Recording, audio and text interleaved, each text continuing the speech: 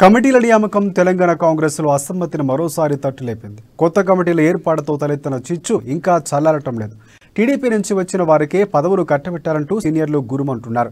ఇప్పటికే పలువురు పార్టీ పదవులకు రాజీనామా సైతం చేశారు. కాంగ్రెస్ అసమ్మతి నేతలంతా భట్టి ఇంట్లో సమావేశమై కొత్త కమిటీలపై చర్చించారు. క్యారెక్టర్ లేని వారు పార్టీని నిర్వహిస్తున్నారని, పార్టీని కాపాడుకునేందుకు సేవ్ కాంగ్రెస్ పేరుతో ముందుకు సాగుతామని స్పష్టం చేశారు.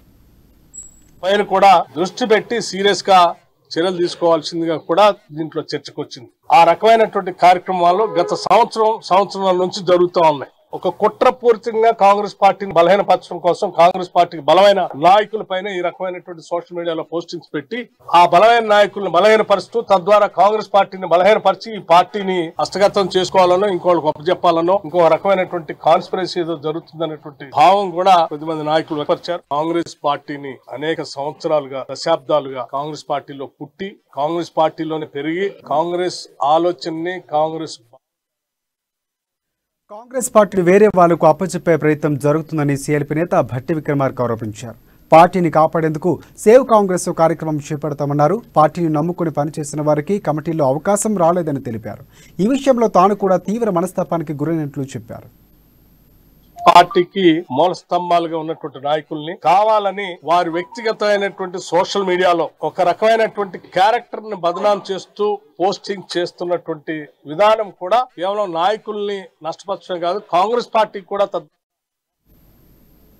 కమిటీలోని 108 మందిలో 58 మంది తెలుగుదేశం పార్టీ వాళ్లే ఉన్నారంటూ కాంగ్రెస్ ఎంపీ ఉత్తమ్ కుమార్ రెడ్డి అన్నారు. 4 పార్టీలు మారి వచ్చిన వ్యక్తి పార్టీని ఉద్ధరిస్తాడని నిలదీశారాయన. కొత్త కమిటీలో బయట పార్టీ నుంచి వచ్చిన వాళ్ళే ఎక్కువగా ఉన్నారన్న ఉత్తమ్ కావాలని సోషల్ మీడియాలో తమను బదనాం చేస్తున్నారని ఆరోపించారు.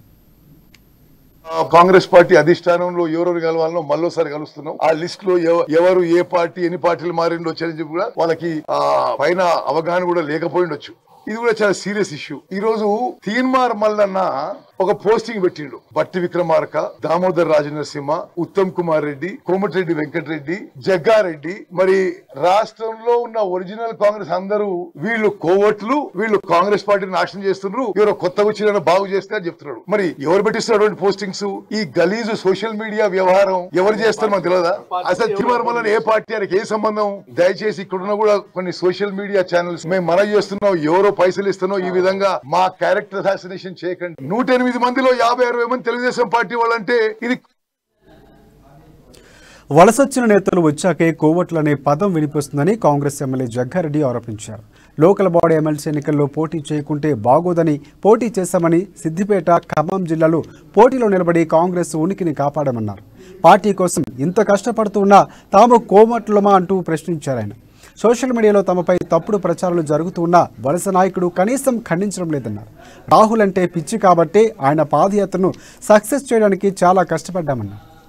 ఇక్కడ అభ్యర్థిని పెట్టకపోతే కాంగ్రెస్ పార్టీ ఉనికి మన రాజకీయ ఉనికి ఉండదు. కష్టమైనా సరే మనకున్న కాంగ్రెస్ 230 ఓట్ల కంటే ఒక్క ఓటు ఎక్కువ తెచ్చుకున్నా అది కేసీఆర్ సొంత జిల్లాలో యునానిమస్ కావద్దు అని మేమిద్దరం అనుకుని, గీతారెడ్డి గారు కూడా చెప్పి మేమిద్దరం అనుకుని మేము 230 ఓట్లకు 8 ఓట్లు ఎక్కువ తెచ్చుకొని కాంగ్రెస్ పార్టీ ఉనికిని కేసీఆర్ జిల్లాలో యునానిమస్ కాకుండా కాపాడినోళ్ళము మేము కోవట్లం. మేము కాంగ్రెస్ పార్టీ ఉనికి కాపాడినామా ఉమ్మడి మీద కేసీఆర్ జిల్లాలో